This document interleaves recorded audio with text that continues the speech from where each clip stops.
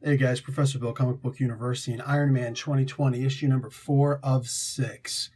Damn good issue. Damn good issue. By the time you get to those last 3 double pages, double spread pages, holy crap. Damn, this was a good comic book. I'm still sick, so no face for you. Deal. Writer Dan Slott and Christos Gage. Artist Pete Woods. Color art Celeste Woods with Pete Woods. VC's Joe Caramagna on letters, and the cover is by Pete Wood. A lot of Pete Woods in this. What's up with that? Variant covers, there's a lot of them.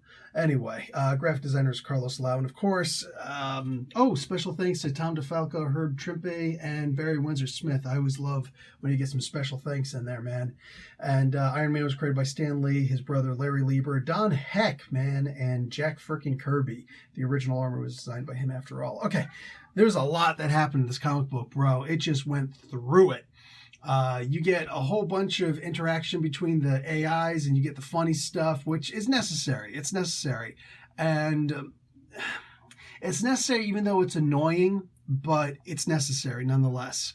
Now, we get to the part where, here, basically everything that happens here, you find out that Arno Stark has been playing everybody.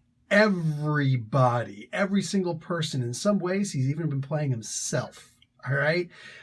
Very different from playing with himself. All right. Anyway, this was beautiful. I loved seeing this. I loved reading this. Holy crap. This was such an amazing issue. Just the Arno Stark stuff himself. The guy's so smart, he barely felt the need to explain to his so-called boss what exactly is happening. And then when you realize what actually happened, I'm not going to get into all that stuff, man. Y'all just got to read the comic book for yourself. But this was beautiful.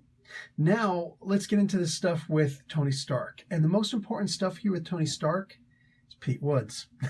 The art in this comic book was so 100% like above and beyond anything I could have expected from a comic book in such a long time.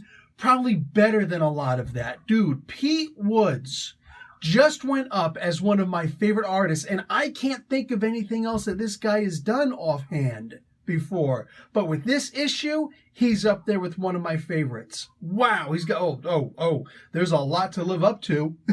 He's got to keep doing stuff like this. But when you see every single panel that has to do with Tony Stark, and yes, Tony Stark is back. That's the only spoiler you're going to get. I'm not going to explain how. I'm not going to explain any of that detail. I'm simply going to give you that. Tony Stark is back.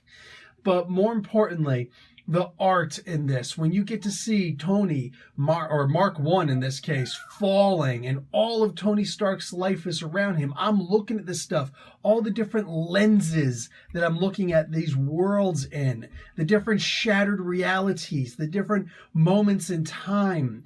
My God, you are a spectacular artist to get that kind of visual in here.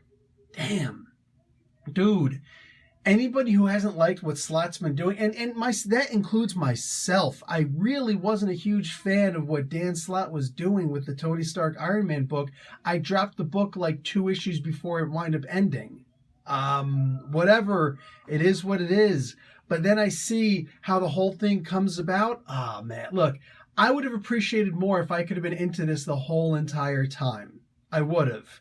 But this is beyond the shadow of a doubt. This is one of those stories. Dan Slott's Iron Man, every single volume has to be considered one run. Clearly, right? But more than that, it's one entire story. Now that, ladies and gentlemen, is how you tell a damn story. Or even the parts where you're like, I don't think I want to read this anymore. When you decide to go and read something else later on, you're like, oh crap, I need to go back and read those things that I didn't read. That is storytelling. Dude, Iron Man 2020 is turning out to be one of the best freaking Iron Man stories out there. By the time you get to the end of this, even somebody like myself who loves the Iron Man stories but has always said Tony Stark is not a hero, and I still don't agree with the whole idea of him necessarily being a hero, but I do understand the idea of overcoming great obstacles even if they're obstacles that you set up for yourself, they're still obstacles. They're still there. And you still have to get through them. You still have to overcome them. Otherwise, what are you? It's hard to really love a Tony Stark character because, let's be realistic, this is the very epitome of a man who was born into privilege, and every single problem beyond the shadow of a doubt, beyond the pale, has always been stuff that he has put in front of him because of his it's all been his karma, basically, his attitude, the way that he treats people. Everything is the roosters coming home to roost, the hens coming home to roost. Every single thing about this person. The trick is, the real story of Tony Stark is shown here, and Dan Slott gets that better than most writers on any Tony Stark Iron Man comic book that has ever been written before. Dan Slott gets this. It's not about how horrible Tony Stark was. It's about what kind of a person he's trying to be today, and in this damn disgusting world of cancel culture, Tony Stark is trying to get past who he was 6 years ago, 12 years ago, 20 years ago, whatever years ago. He was a terrible piece of horrible human refuse in the past.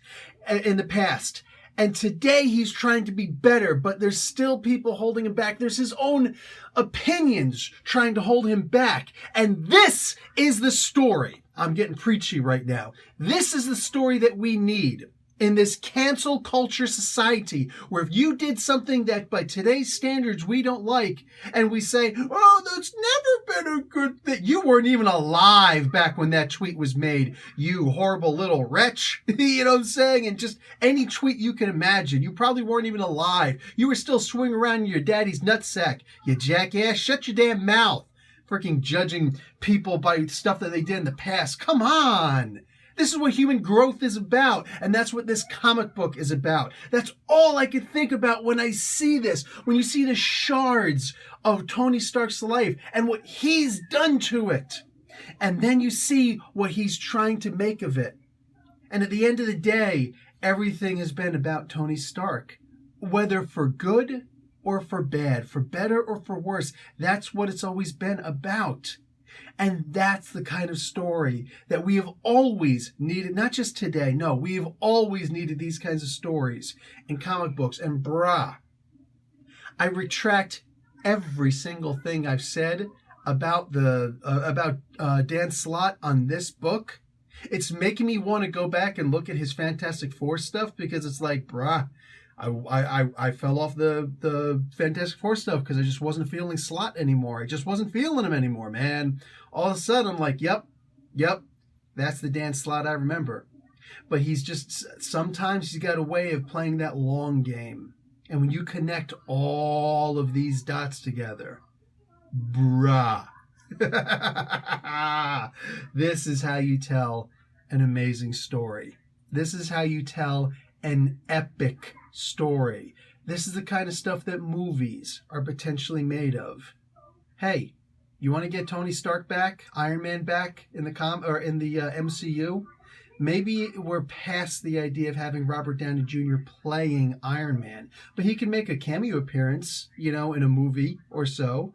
But one of the ways to get him back is to have a new Tony Stark, but while still being the same Tony Stark, yet still being new. Read this comic book to understand.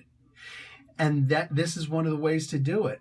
You tell this story, and suddenly you can have Tony Stark, Iron Man, back in the story. You just got to get a different actor to play the role for another 9 or 15 movie contract, whatever you're going to do with them. But this is how you do it. Damn it, dude.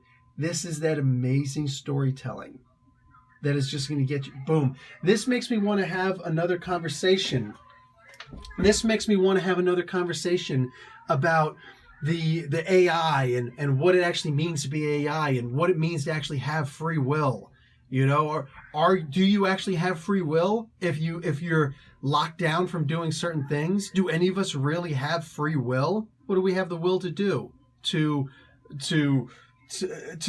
be beaten, to be attacked, to be killed for not obeying a greater power? What do we really have the free will to do? There are so many questions brought up in this comic book. This is not here to give you answers. This is here to get you thinking. And this is something that we are missing in society, and we've been missing this forever, at least since the days of those great thinkers back in like the golden age of Islam, back in the ancient days of Greece. You know what I'm saying? This is the stuff that we've been missing, where you can actually have people sitting down and thinking, and only thinking, talking about it, and not having that angry recourse of how dare you even think something like that. No. That is not how we progress as a society. That is not how you progress in comic books. It's all related. And this story was seriously just that good. Makes me want to have those conversations. And bang, here we are. Anyway, guys, I'm out. Read this comic book. Read this comic book and understand why you got to go back and read all of Iron Man 2020. Read this comic book and realize why you got to go back and read Tony Stark Iron Man and the Iron Man that came before that. All of the Dan Slott stuff. Go and check this out. How we need a Dan Slott Iron Man omnibus with all of this once it's said and done. Damn it, dude. This is how you tell a Tony Stark, a compelling Tony Stark story.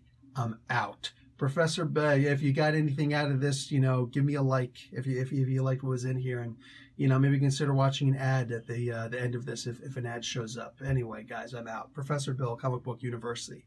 Class dismissed.